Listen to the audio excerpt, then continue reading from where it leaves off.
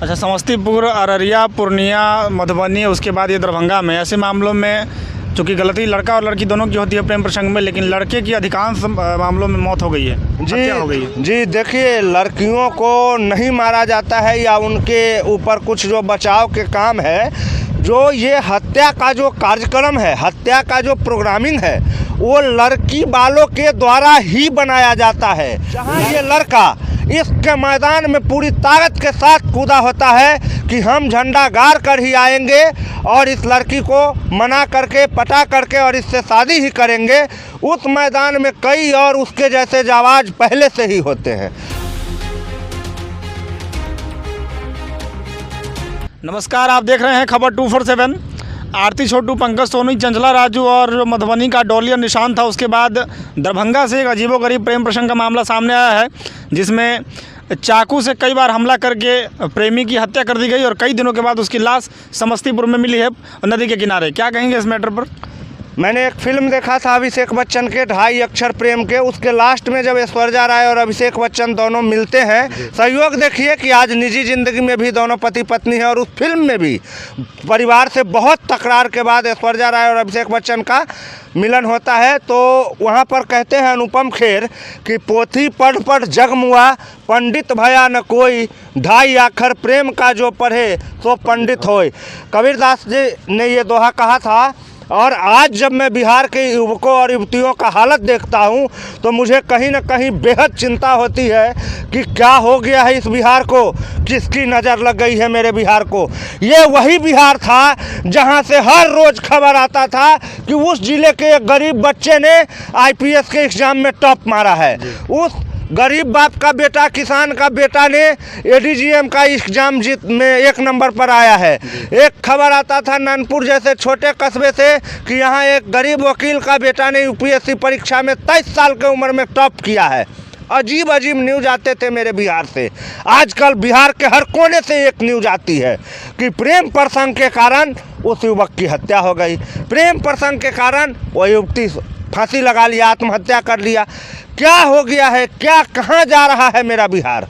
जहाँ पर गौतम बुद्ध जैसे उपदेशक थे, जहाँ पर आज भी यहाँ के मिट्टी में इतना पावर है कि अच्छी अच्छी बीमारियों को छुड़ा देता है। यहाँ के पढ़ाई के सिलेबस में वो जान है कि कहीं दुनिया के कहीं भी किसी कोने में यहाँ के विद्यार्थी परचम लहराते हैं। क्या हो गया है? समस्तीपुर कांड देखिए, अररिया कांड देखिए, ये सीतामढ़ी कांड देखिए, दरभंगा कांड देखिए, दरभंगा का रिपीट टेलीकास्ट देखिए, और फिर ये निधि रोहित। क्या हो गया है? कहाँ जा रहा है युवक और युवती? कहाँ जा रहा है हमारा युवा वर्ग? समझते पड़े है। दरभंगा उसका घर है, उसका बॉडी समस्तीपुर टाउन से 60 किलोमीटर दूर तालाब में मिलता है रोहित का। फिर वही बात, प्रेम प्रसंग। निधि ने फ़ोन करके बुलाया था। कहाँ बुलाया था? दरभंगा में ही बुलाया था। दरभंगा में मिले और उसके बाद उनके परिजन हो या जो जन हो, उनके द्वारा एक साजिश रची गई, जिसमें घुमाने फिराने के बहाने निधि रोहित को लेकर के और आगे की तरफ जब निकल गई दरभंगा समस्तीपुर रोड पर, उसी बीच में आज से 3-4 दिन पहले ही उसका हत्या हो गया। आज जब उसका लाश तालाब में से निकाला गया है, तो लाश की हालत देख करके देखने वाले का कलेजा मुंह में आ गया है। लाश के बॉडी में कितने चाकू के वार के निशान है, इसका कोई गिनती नहीं। बॉडी का कोई पार्ट चाकू के निशान से नहीं बचा है और उसका चेहरा सर गल के पहचान में आने लायक नहीं है। बेहद ही दयनीय हालत उस लाश की थी। और जब इसकी तफ्तीश चालू हुई, जब पुलिस की टीम जगह पर पहुंची और जब मामले की जानकारी ली गई, तो मामला फिर ढाक के 3 पात। मतलब प्रेम प्रसंग, लड़की ने लड़के को बुलाया, लड़का बहकता चला गया और बहकते बहकते मौत के गाल में समा गया। क्या बताऊं मैं, बिहार में अब इस तरह की घटनाओं को सुनते सुनते कभी कभी तो सोचने पे मजबूर हो जाता हूं कि हो क्या गया है बिहार को। अच्छा, समस्तीपुर, अररिया, पूर्णिया, मधुबनी, उसके बाद ये दरभंगा में ऐसे मामलों में चूँकि गलती लड़का और लड़की दोनों की होती है प्रेम प्रसंग में, लेकिन लड़के की अधिकांश मामलों में मौत हो गई है, हत्या हो गई है। जी देखिए, लड़कियों को नहीं मारा जाता है या उनके ऊपर कुछ जो बचाव के काम है, जो ये हत्या का जो कार्यक्रम है, हत्या का जो प्रोग्रामिंग है, वो लड़की वालों के द्वारा ही बनाया जाता है, लड़की के घर वालों के द्वारा ही बनाया जाता है, या लड़की के तीसरे प्रेमी, पहला प्रेमी ये, दूसरा प्रेमी कोई और, या तीसरा प्रेमी, उसके द्वारा ही बनाया जाता है। जहां ये लड़का इसके मैदान में पूरी ताकत के साथ कूदा होता है कि हम झंडा गाड़ कर ही आएंगे और इस लड़की को मना करके, पटा करके और इससे शादी ही करेंगे, उस मैदान में कई और उसके जैसे जाबाज पहले से ही होते हैं। और उस मैदान में जब ये लोग आपस में लड़ते हैं कि ये झंडा यहाँ पर कौन गाड़ेगा, तो उसमें एक खिलाड़ी की हार होना तय होता है। दूसरी बात, लड़की के परिवार वाले का ईगो हर्ट होता है। लड़की का परिवार वाला कहीं ना कहीं ये बात सोचता है कि ये लड़का अगर मेरी लड़की से शादी कर लिया तो मेरा इज्जत चला जाएगा, मेरा नाक कट जाएगा। तो अपना नाक में हल्का सा कट लगने का जो जुगाड़ होता है लड़की वालों का, उससे बचने के लिए लड़के की पूरी गर्दन काट दी जाती है।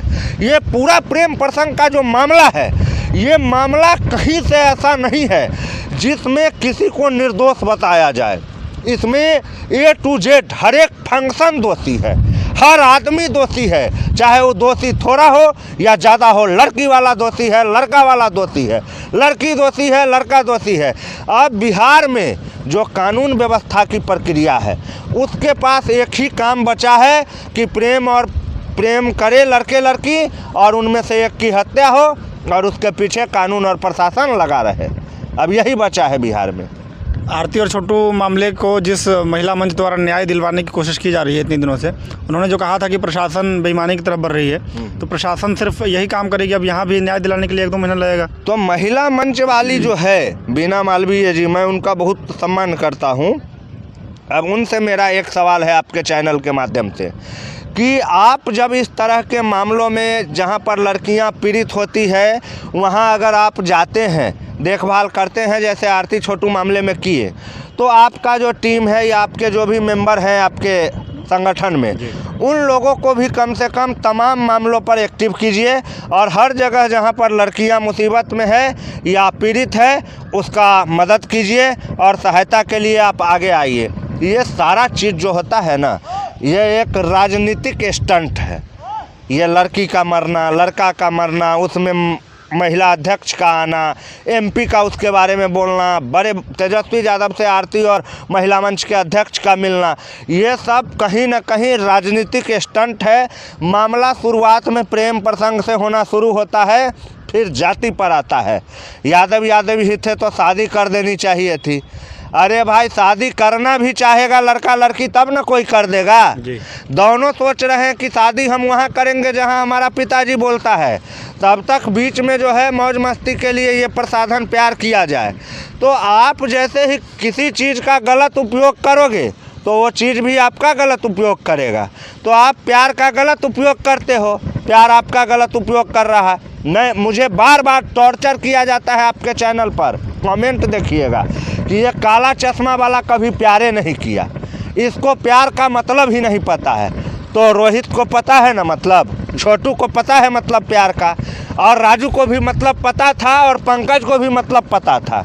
जिन लोगों को पता था उनसे मैं बहुत बेहतर हूँ, मुझे मतलब नहीं पता है तो मैं जिंदा हूँ। अंतिम सवाल है कि प्रेम प्रसंग में जो शादी के बाद वाली घटना या शादी से पहले वाली घटना, इनमें लड़कियां मृतक लड़के की विधवा बन के ससुराल में रहने लगती है जी, ये कैसा तमाशा है? देखिए, शादी के बाद अगर किसी लड़के की मृत्यु होती है किसी भी कारण से, तो विधवा बन के रहना वहाँ पर मतलब गलत नहीं माना जाएगा। हालांकि उनको भी एक सेपरेट ज़िंदगी में सेपरेशन की तरफ जाना चाहिए, नई बारी की शुरुआत करना चाहिए।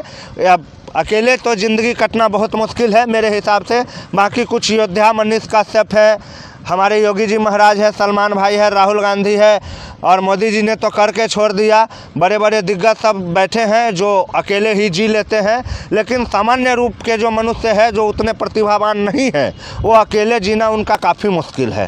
तो अकेले जीने से अच्छा है कि अपने नए साथी के साथ ज़िंदगी को आगे बढ़ाया जाए। लेकिन ये विधवा बन के रहने का प्रचलन जो है, मैं आपको पहले ही बताया हूँ कि कुमारी विधवा का पहला केस आरती ने शुरू किया है और उसके बाद इस तरह की केस की बाढ़ आ गई है।